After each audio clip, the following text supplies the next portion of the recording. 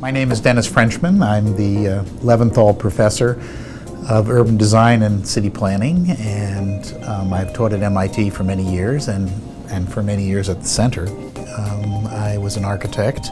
I'm an architect and a city planner, and had my own architectural firm for many, many years, but now I'm full-time at MIT. I'll also say that I've always been in love with cities. Growing up near New York, I obviously became accustomed to a huge diversity of people and places in the city, and what makes a good city. And I think if there's one thing I want to impart to my students in real estate is that it's their job to make a good city.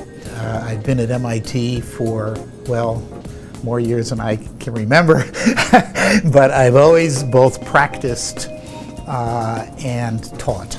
And I think that each one of these activities feeds the other.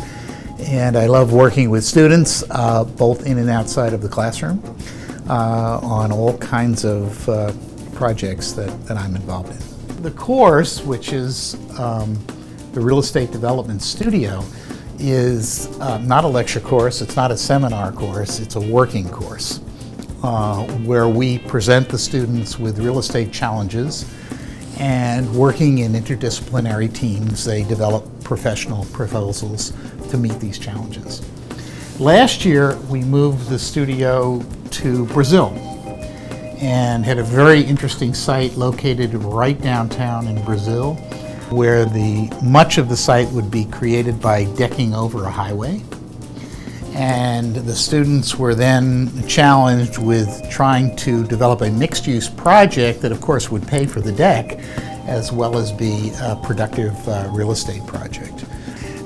There are a lot of subjects and courses and research at MIT or any school that can tell you how to analyze a situation, how to analyze the finance, how to analyze the economics, how to analyze the regulatory structure, the site. That's not what our course is about. The courses I teach are actually about synthesis.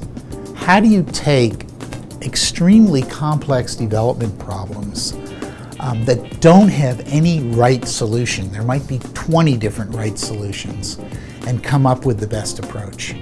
And that means you have to take some risks. You have to be creative, and you have to pull together and synthesize many, many different variables, never having enough information. And actually, that's what real estate is all about. It's a creative industry. We like to think that we can analyze the finances in the market and analyze the physical situation, but in the end, the most successful developers are those that pull all these things together in a creative solution that maximizes value not only financially, but for the city, for the occupants, for the environment as well. So I have a whole set of projects that I've been involved with maybe for the past 10 years, which we put under the term New Century Cities. These are basically real estate, large-scale, mixed-use real estate projects that are designed to facilitate a certain kind of 21st century industry. Elsewhere, I'm working a lot on innovation districts. I just finished the plans for innovation districts in Guadalajara for the national government of Mexico, in Medellin, in South America. In fact, I just got the plan for Medellin. Here it is. And it shows how urban design, technology, finance, and real estate development are coming together in these really unique kind of projects. So we probably have more experience at this at MIT than anywhere. It's natural because of the kind of 21st century, I'm looking for a 21st century idea behind the cities that are being done. So this work, as I mentioned before, begins not with money, not with physical form, but with people. We basically interviewed about 6,000 to 7,000 families in a city in Jinan correlated the way they live their daily life with the physical environment they are in and the energy they were consuming.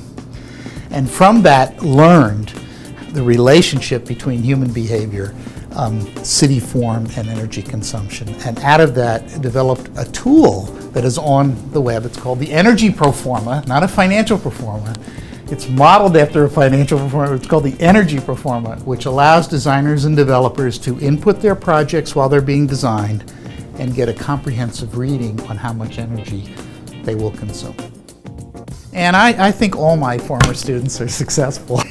They come out of the MSRED program, and yes, many do go into development and are heading very important projects like Hudson Yards in New York, but they follow a diversity of career paths. So some CRE students end up working for cities and towns as directors of urban design and development for those places. Others work for private firms. Others go into academia. And we have people working in the physical side of development, in the plant. They become city planners.